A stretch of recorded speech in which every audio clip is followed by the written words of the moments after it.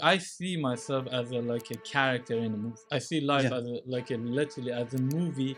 And then it became 2020 and the COVID came. You see the negative oil prices. I was getting messages in the Slack that are we going bankrupt? What are those like scrappy early days when you're trying to build a company from nothing? I was never scared of working hard. You're talking about like every day working like till 10, 11 p.m., Yeah. so, and never stop. Our goal was just to bring potentially 10 clients in the first year. And we ended up closing 50 companies Wow. in the first 6 months. 50. The number 50th logo was, I believe, was ExxonMobil. What did you learn about storytelling and how to tell the story compelling to land 50 logos? Me and Jeremy, we start selling software like heavily. We literally demo to over 300, 400 companies. Is speed one of your core principles at ComboCurve? Speed, urgency to move. If you have an idea, don't talk about it. Just do Action. it. The best piece of advice, honestly, is just never ever quit. What was the moment when you first started in the oil and gas industry? What was the moment when you decided I want to join? I was working for my dad. My dad had a custom design tailor shop for suits, and I was working for my dad since I was like 8 or 9 years old. In Yeah. the summertime, I used to go there, and my dad had a friend. He came to my dad's shop, and he was saying he has a friend that he's making, back then it was like $20,000 a month, and I was like, what? 20,000? I was like working. 'Cause I was a kid, like 10 years old, working like, and then I was like, wow, that's a lot of money. And then I asked him what he does. He's like, he's a petroleum engineer. Mhm. And then I was like, okay, I love to be an engineer and I love to make money. I guess I'm gonna be a petroleum engineer. So that was the moment. So and then How old were you back then? I was like 10, 12 years old. So you knew pretty early, like, Yeah, I want to go into engineering. exactly. So Yeah. and then so I was always a top student in school. So I love engineering, math, physics, chemistry. So it was very related to what I wanted to do because I love chemistry. So Yeah. and then dad, petroleum engineer, has a lot of chemistry.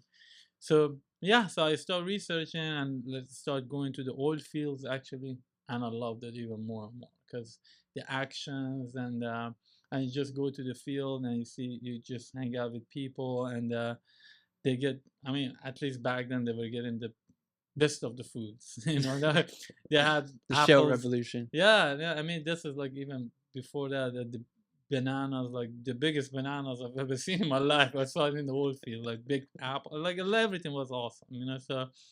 Um, so yeah. I mean, it was exciting. It was big project, big money, and engineering stuff. So a lot of money, and you can be very impactful.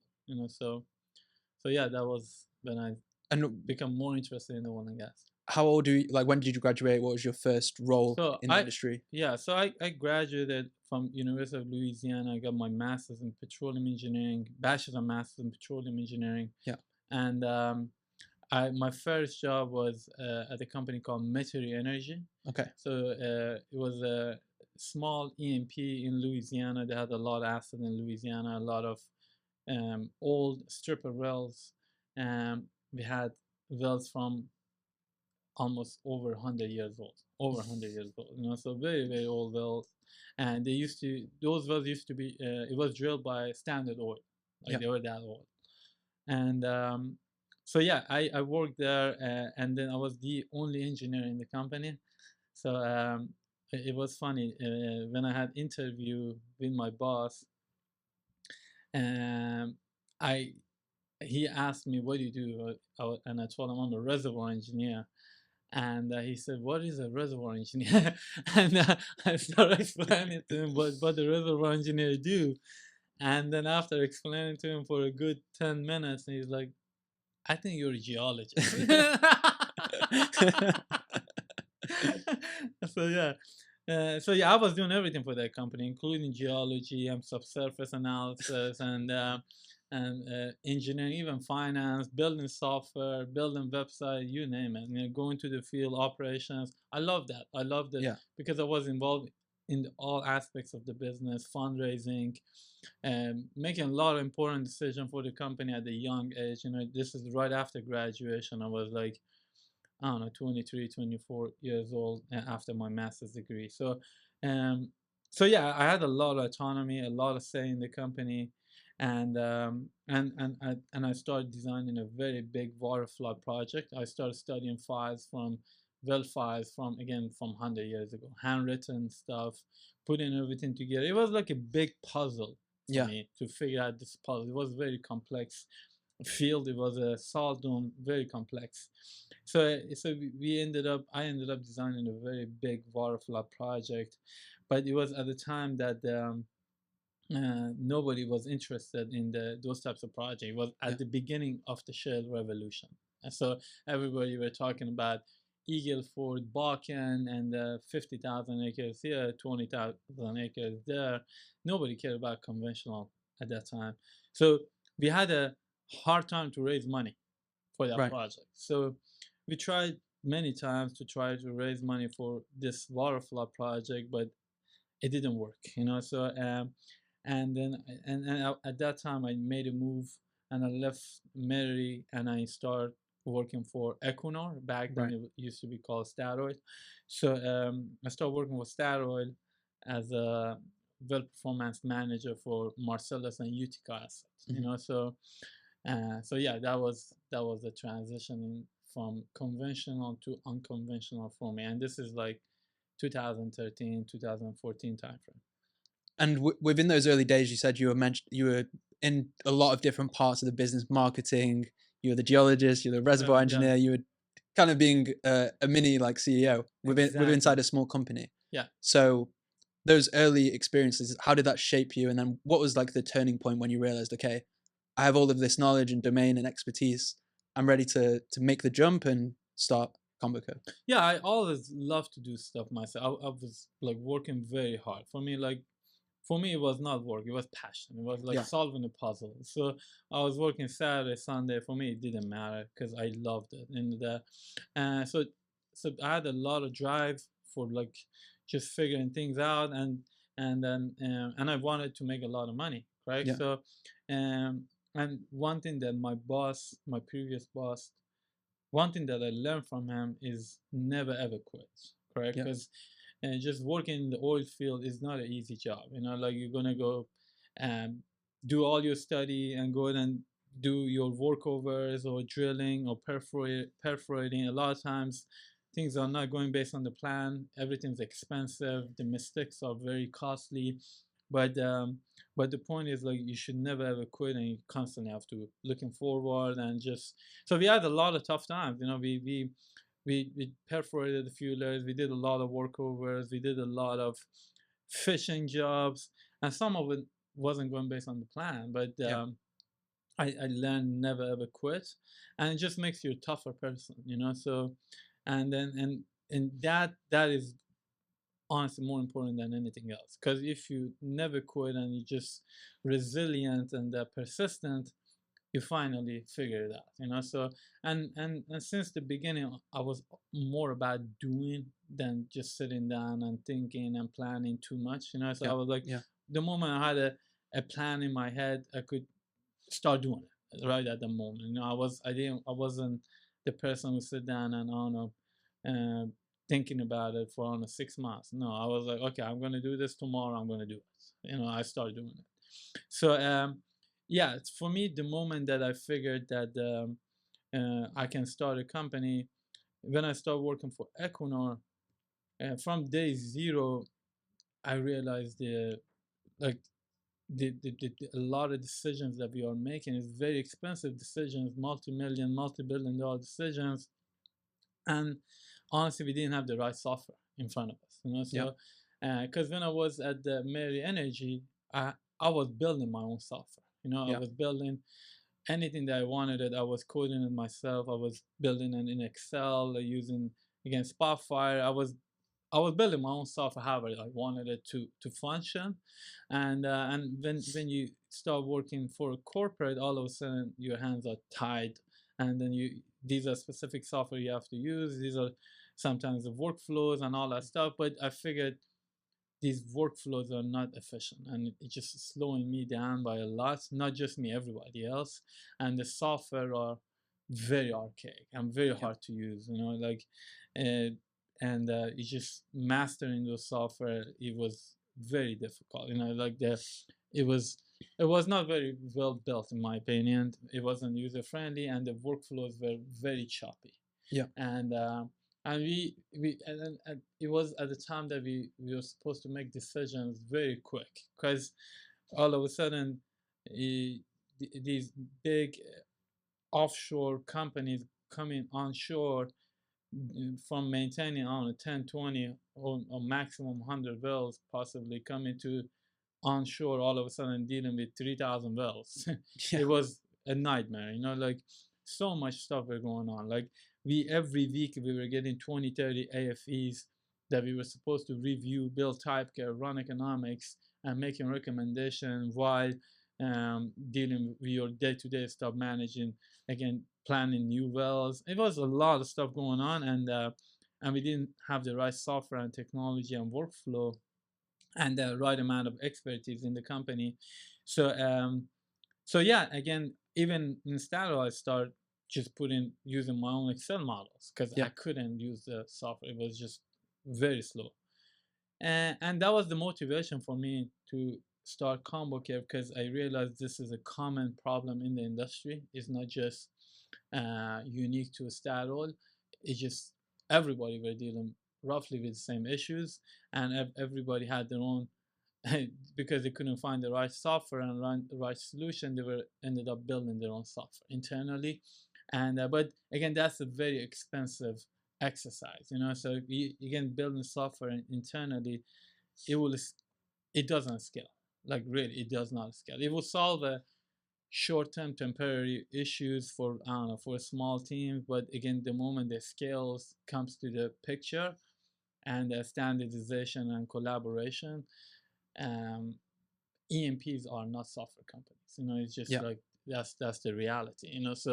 Um, so yeah. So again, did my research, and I figured there's a major problem, and Aries specifically was my target, because it was one of the most widely used software, and built 40, 50 years ago, extremely archaic, no upgrades, and then you have to learn the syntax, and just syntax was a nightmare. Everybody can do their own syntax. It's just figured in today's day and age, we can do definitely better than that. So anyway, so that was the motivation to start ComboCurve. So. And take me back to some of those early days of building ComboCurve back in 2017. Mm-hmm. What are those like scrappy early days when you're trying to build a company from nothing? I'm sure there's many challenges and setbacks where you said you just push through. You're relentless, resilient. Exactly.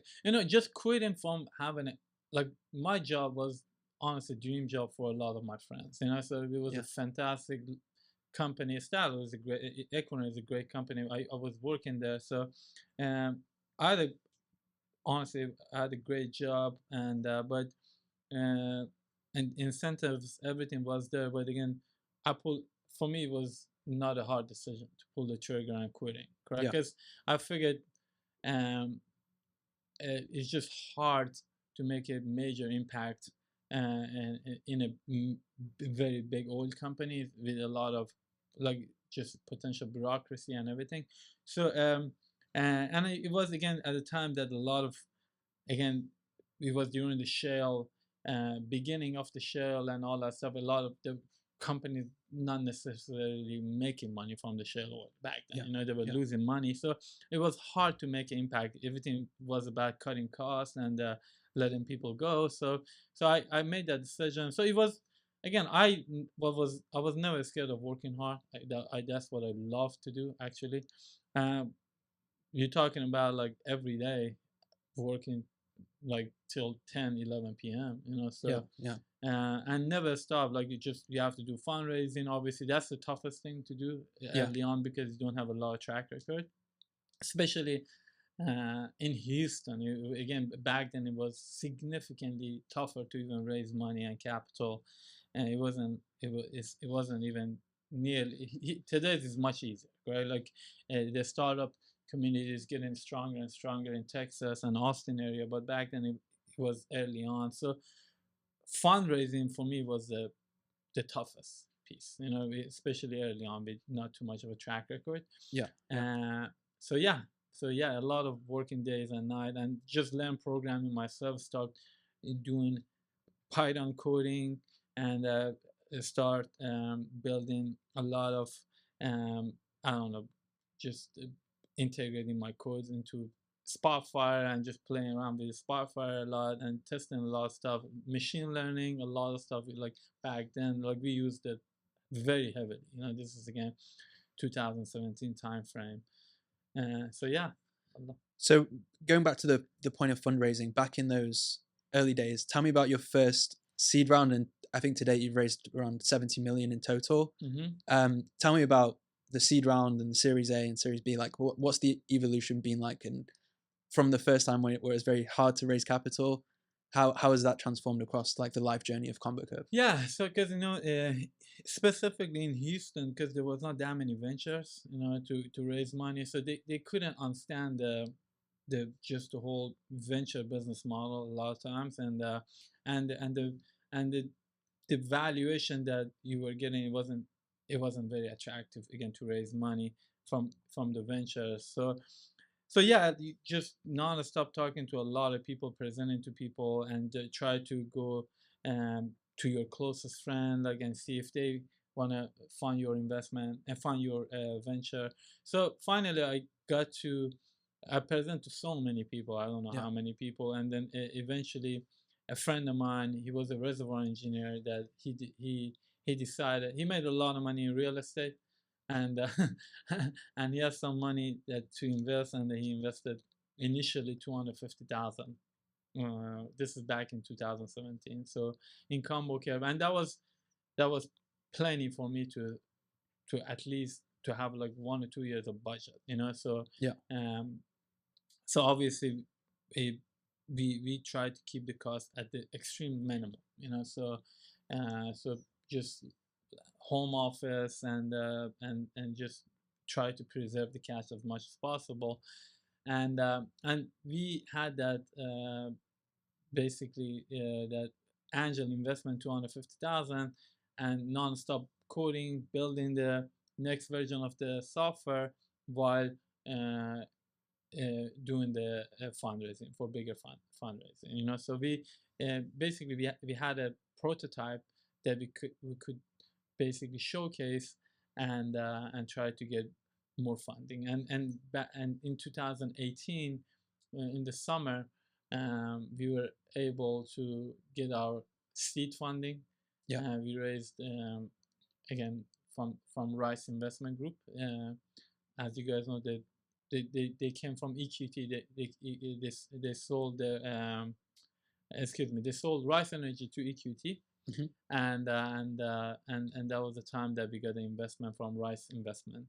And this is again mid 2018. And how did you deploy that capital to build and grow the brand and the team? Yeah, so we got the funding, and the first thing that we did, we got another home office right by a Memorial Park. So it was a townhouse. The first floor we had 1 bedroom, second floor was the kitchen, and third floor was the master bedroom. So I was living in the master bedroom.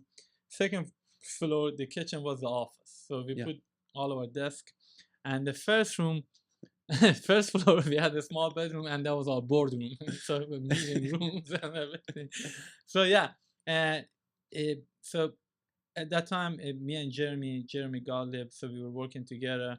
So we start hiring, and again, just hiring in Houston, finding quality developers. Again, back then was not easy either, correct? So so we start interviewing a lot, and then we ended up giving offers. We give 4 or 5 offers in just a matter of 1 month or so, and start coding the software. And we were able to release the first version of the software, like again a prototype level version, like slightly better than a prototype in like 2 to 3 months, and keep building on top of that. Again, working nonstop. Like this was Saturday, Sunday, New Year didn't matter to us at all. So, yeah, we spent a year and a half almost nonstop building software, and then it became 2020, and the COVID came, and that was the time that we wanted to release the software,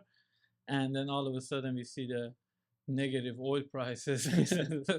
Now's not the time. And then I was getting messages in the Slack from like our lead data scientist that are we going bankrupt, and I was like, don't worry about it. These are normal cycles in the oil and Yeah. gas. Oil and gas, a lot of ups and downs. So we had many sessions just to calm people down, Yeah. because they were freaking out, like what is happening to the oil price and this and that. So anyway, so we ended up releasing the software during the heart of the COVID, like mid 2020ish, So and then me and Jeremy, we start selling software like heavily, Yeah. like Yeah. every day we were having 3 or 4 demos, So Right. and then our goal was just to bring potentially 10 clients on the first year, potentially, like from mid 2020 to the end of 2020, talking about 6 months. So we wanted to bring potentially 10 clients and call it a major success, but uh, it was crazy. We literally demoed to over 300, 400 companies. It was just crazy number of companies Relentless. that we demoed to, and we ended up closing 50 companies Wow. in the first 6 months. 50 logos, and the interesting thing was the number 50th logo was, I believe it was ExxonMobil. We Wow. closed Exxon, and that was the fastest deal. Like talking to Exxon team, that it was executed. Like from the demo to close it, it was like a month and a half. Is speed one of your core principles at Combo? Absolutely, Yeah. speed, urgency to move. So it's all about, we're all about doing, Yeah. and just constantly telling to everybody, if you have an idea, if you have anything to improve, don't talk about it. Just do Action. it. Just do it, and you'll realize if it works or not. And just do it in small scale. Like let's say if you have a plan to test XYZ, don't sit down and plan for 6 months. So Yeah. go ahead and test it out on a small scale, see how it goes, and if it works, then slowly figure out a way to scale it. So speed, urgency, and then just being hungry and super competitive. So, Yeah. and I Yeah. think that's the key to success. So, um, I and have a never question. feel comfortable. Go. I have a question about the storytelling aspect of it. When you're out there selling ComboCurve story to 300 potential customers, doing demos just relentlessly, what did you learn about storytelling and how to tell the story compelling I mean, to get to land 50 logos out of 300 is a pretty crazy Yeah. close rate. So like, what did you learn about telling your story? So I think more important than telling the story, people love to see the passion in you, right? Like Yeah. genuine passion that Yeah. you are really here to do real good business. Yeah. That to me is number one factor. And in the US is like really the best country to do business, and people are super receptive of startup. They cherish the startup culture. You don't see that in many other countries, but in the US is actually they really cherish and give you the opportunity to Yeah. succeed. Yeah. Everybody are nice enough to give you their time, and so you have to shine, right? It's just Yeah. so for me, it's just as long as you're passionate and you see you talk about everything with excitement, and like keeping everything like real, like that makes a big impact. People love the energy. Yeah. And also more important than that, do what you say, correct? So if you promise something, if you say, oh yeah, we're going to improve the software and do XYZ, go ahead and do it, and do it fast. So that to me, again, very very important, and that builds a great reputation, because again, people love to do business with people who are on top of their business. So literally we were receiving emails and like support tickets and everything, we build a culture of responding like almost immediately. Like if you see an email coming from client, is immediate response in Yeah. disregard of what time. And we build a culture like literally the support that we have is, and it doesn't exist. It never existed in oil and gas, and I haven't seen any other industry have it either. Because like we have 1 minute response time support, 1 minute. And then originally it was like 5 minutes, and we ran a bit lower to 1 minute response time. And it's actual human response. It's not like a Yeah. human engineer who's ready to sit down and solve a problem with you. So that again, that built an amazing reputation that okay, these guys are on top of it. They do what they say. They have the passion. They have the knowledge, and they coming from a strong background, because everybody that we hired, they had some form of a connection to oil and gas, including our software developers. So Yeah. for us, it was very important to bring people who are loyal to the oil and gas industry, and they're not worried about, oh man, what's going to happen with this renewable, this and that. And so they knew most of these are distraction.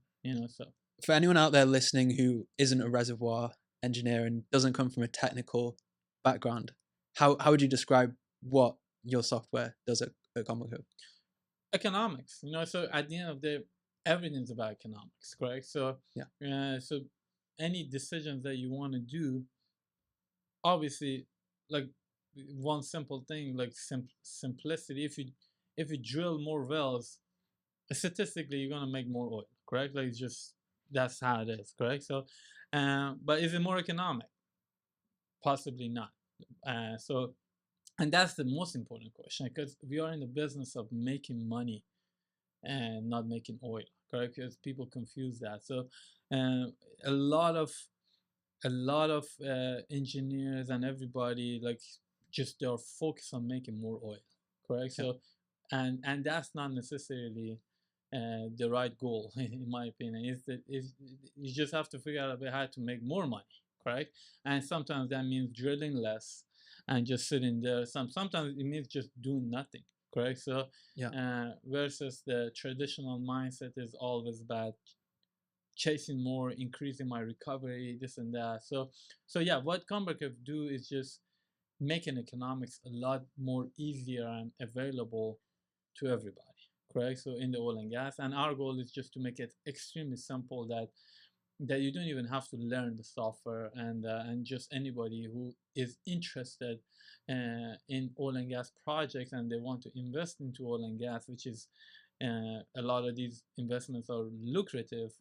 Our goal is to make it a lot easier for everybody to invest in the oil and gas and figure out the value of those projects much easier in much more transparent way, and removing this black boxiness from oil and gas. Because Yeah. let's say you want to buy a house, it's very easy, it's relatively easy to figure out the value of a house, correct? So you can easily go, yeah, there's the value of a house. But when it gets to oil and gas projects, it's totally different. It's very, very hard to figure out the value of the oil and gas projects. And if you give the same group of us to 10 different people, will potentially get 10 different results. So this is our goal, to standardize this whole economics and evaluation of oil and gas projects and making it significantly simpler and easier, and to a point that anybody can do it. So if I'm a reservoir engineer, my life is significantly easier and I can make decisions more confidently with ComboCurve. Exactly, and do more, a lot more, correct? Because there's no limit in doing more, right? So let's say you have $1 billion to invest. Yeah. And so investing $1 billion in the oil and gas is not necessarily easy, right? Because you have to evaluate potentially hundreds of projects, Yeah. and is a real competition to even invest into oil and gas. So the more analysis you can do, the more edge you have, correct? So you can find better deals faster than anybody and invest in those deals in a project that fits your risk criteria. You can quantify your risk better, you can quantify your returns better, and you can deploy your capital much faster and better way, correct? If you deploy your capital better and faster, obviously you're going to make more money than your competition, so, and that is our goal. So again, um, we will make it, our goal is to make it significantly easier and significantly faster and more robust, to a point that you can run as much as analysis as you want to make more decisions and better decisions. In terms of your team makeup today, how many employees do you have? I know you're mostly remote, and Yeah. I'd like to hear your decision around building a remote company. What's the makeup of your team right now, and how have you grown over the past few So years? we are roughly around 100 people. So and out of those 100, 50% on data scientists and developers, Yeah, and the remainder are customer success and the support, sales, and the rest. So the decision for going remote, it just came from COVID. yeah, So initially, as I mentioned, we had a home office, and everybody went in the home office, and all of a sudden, when the COVID came, and we went remote, and we stayed remote, yeah, because again, we figured it's just like much easier, to be remote. And the only thing is, okay, the culture and the human interactions, and that can be solved by just having like monthly meetings and yeah. in-person meetings, grabbing lunch with each other, and I mean, that is literally solvable. I don't think that is a concern, but again, just being remote, you will have access to more talent. Yeah, Especially back then, finding quality software developers was very difficult. So it yeah. was extremely competitive, and we couldn't find enough talent in Houston. So for us, the only way we could scale, it was just having access to broader pool of capital, and also remoteness made it more attractive for a lot of people to join. So Yeah. because they want to spend time with their family, so, and which makes a lot of sense. They don't want to spend 2 hours on on the highway Highway to Houston. and highway in Houston, and breathing a lot of smokes, and yelling at each other and tapping their horns, and getting into accident. Yeah, that's not the way that I want to start my day, correct? So I Yeah. want to start my day relaxed, having a coffee, and starting with significantly better mood versus just coming driving an hour in traffic, and it's just, yeah. But how do you still maintain that, like, the values and the culture as you're mostly remote? And like, I know you mentioned you come together off site as much as possible. You go for lunch, but how do you maintain the values of the company and the culture? Yeah, you just have to repeat it too Yeah, many times, replicate. right? So you just have to repeat it, and then again, um, eh, that really matters, but a little bit. But at the end, it's just like when you're dealing with a team of people who are all hungry, they all want to deliver. It's just, you have to be like them, correct? So Yeah, so yeah, the culture that we built, again, is all about customers and serving customers the best way, and hmm, with a lot of urgency. yeah, So yeah, for us, anything, like for example, if there's anything issue with the platform, we handle it with a lot of urgency. So, and we build a culture of that. You have to stay hungry all the time, disregard of the amount of success that you brought in. So, and that constantly keeps you on your toe. You constantly want to become better and better and better, and there's yeah. no limit in becoming better. So, and that's the culture we build. We non-stop pushing each other to be more efficient, more effective, deliver more, and deliver high quality. So How has your day to day changed as CEO throughout like the life journey of building the company? I imagine in the early days you're yeah, in every single area like an octopus with yeah. hands in every part of the business. But as you scale and grow, naturally you delegate and like give off responsibility to other people. Yeah. But I think as a leader, that's a really hard thing to do, to give away your Legos and your responsibilities. How have you navigated that, and like how has your day to day changed from then until now? Yeah, so as a leader, honestly, it's easy to delegate if you have the right people in place. Yeah, So yeah, the only reason that people do not delegate, because they realize the person is in charge, is not on top of things, correct? So Yeah. that's the time that you get worried about stuff and you get involved, you know. So like you mentioned early on, we were doing everything, like everything. So and like again, I was cooking for my employees. You know, every day I was cooking lunch for them. Like that was I could like I was doing everything. Like literally every day I was cooking lunch. Building software. Yeah. So and then brainstorming, coding, selling, QA, support, marketing, you name it, all over. Correct. So and then that in time it started going down and down and down. For Yeah. example, I'm not doing support anymore. You know, so we have a team of support and they're doing an amazing job. So the only times that I get involved in like issues that are really requires important decisions. You know, so Yeah. um, or I feel like the team needs help. Correct. So, but for most part, um, we have again everything's under control right now, and it takes time to get there. You know, it's not about the amount of capital you have. We can give like you can have unlimited capital if you don't have the right people in place. It just not, and that's the tough thing, you know, finding the right people and also people who can really understand the industry very well as well, right? Understand the Yeah. industry very well, understand the company culture very well, and understand your software very well. And that takes time, you know. Even if you have a lot of money, it takes that guy 3 6 months to get to that level, you know. So so yeah, everything honestly would take longer than you think, even with money, you know. So Over that time as well, how has your marketing evolved, and what's your journey been like marketing yeah, ComboCurve over I, the years? yeah, marketing, I think initially again I was heavily doing all the marketing and personally myself, which I loved it personally myself. And right now we have a team of marketing that basically generating a lot of quality content, a lot of quality analysis.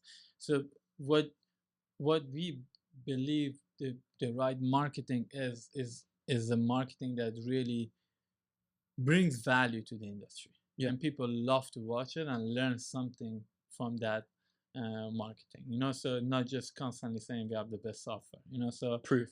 yeah, Yeah. you want to do some certain analysis or workflow or whatever that they're like, oh, I love to watch that. I want to learn something, you know. So Yeah. I see that valuable. So we found that very useful, you know, that way of marketing, and it builds credibility and builds relationship. You know, Yeah. people love to watch. It puts your personality out there too, and again, sometimes people love to see free analysis, you know. Yeah. Like, Yeah. Yeah. you know, yeah, And personally, as the founder as well, you're very passionate about creating your own content and making sure you build that absolutely, yeah, brand and yeah, reach people from inbound. exactly. I personally love again, obviously, um, just doing macro studies as well on the oil and gas, and Yeah. understanding what is going on in the energy space, also understanding what's going on with the economy, how's it going to impact oil and gas. I love that aspects of understanding the macro as well, and also again a lot of technical stuff that resonates with the oil and Reservoir gas opportunity. industry that I feel like is still is a challenge, and it still needs to be solved and addressed. Looking ahead, Armand, for 2026, what are some of your main goals for ComboCurve in the new year? So our goal is again just to broaden our user base as much as possible and bring economics to every level. Yeah. So but again making the software again significantly easier to use, you know. So because there's no limit literally on making easier something's easier to use. So yeah, so again making it um, making it fast and more robust is always part of the game, and just making the usability and accessibility of the software to broader audience. And what keeps you hungry? What keeps me hungry? I'm always hungry, and like for me, this is my passion. This is Yeah. like I don't see that as like for me, like believe it or not, long holidays is a nightmare. I don't like it. I don't like long weekends. I'm I'm okay with 1 or 2 days off. When it gets the third day, it doesn't give me a good feeling. I feel like I'm wasting like my time. I feel like I have to do something. So yeah, again, for me, this is a passion, and I it's just when it's your passion, it's just you love to do it every day, disregard of Yeah. Saturday, Sunday, because you enjoy it. So yeah, and then I always have a sense of urgency that I don't know if a lot of people have or not. Like just since I was a kid, again, I was working for my dad. I Yeah. learned how to make money. I learned how to value money, and that feeling of just being able to take care of yourself, and all of it never gets and it never get comfortable. I always had that feeling that if I don't do enough, I'm gonna fall behind. So Final question for you: What's the best piece of advice you've ever received? yeah, the best piece of advice, honestly, is just the never ever quit and always stay positive. And to me, these are the most important things. Like positivity brings great energy, and that makes you think better. That makes you see everything as a like I see myself as a like a character in a movie. I see life Yeah. as a like a literally as a movie, and good and bad is just I had the opportunity to play like a movie, correct? Like I just see it that way. And then at that point, even if you go through tough times, you still see that, oh man, this is still exciting. It's just a I'm a setback. character in a movie. Like I'm gonna live only one time, and I'm a character in a movie. That's how I see it, and just it never even craziest time I still feel happy, correct? So Yeah. like an example, like a year ago, like I broke my leg, correct? Like when skiing, I broke my leg, and literally, first of all, I didn't take even half a day off. I took 2 hours off, and that was the surgery, correct? So, and right after the surgery was done, I was on Slack working, and because again, for me, it's not work. For me, it's like day to day keeping myself busy. So other people are spending their time playing video game. Yeah. I just don't like to This is your spend it passion. that way. And for me, that breaking my leg, honestly, even if they say we're gonna chop your leg off because I don't know you broke it so bad, I didn't really care because I was like, I'm a character in a movie right now. And honestly, like my friend, he came and picked me up, and I was happy, making fun of a lot of situation, joking with the doctor, and obviously I was on a lot of meds too, but but he was like, why are you laughing so much, man? Like you have to be in pain, you have to be worried, and you have to be concerned about who's gonna cook for you, all that stuff. I didn't care, honestly. Like 2 days after that, I was up and running, and I didn't even miss a 1 day work, because the next day after that surgery, I had a board meeting. So yeah, again, for me, this is working is just something that I love and I'm passionate about. It's just wasting my time is something that really bothers me the most. Yeah. Which I'm trying to minimize it as much as possible. And last off, where can people find more about ComboCurve and about yourself, Armand? Everyone, LinkedIn. LinkedIn is one of the. I'm always on LinkedIn for me. So and obviously, all my information is on LinkedIn. So for me, it's the easiest way to contact me. LinkedIn. Awesome. And ComboCurve too. ComboCurve is all over LinkedIn as well. So yeah, that's the best way to find us. Appreciate it, Armand. Thanks for all Absolutely, the lessons. definitely, Great chat. appreciate it. Thank you so much. Yeah, thanks for the conversation.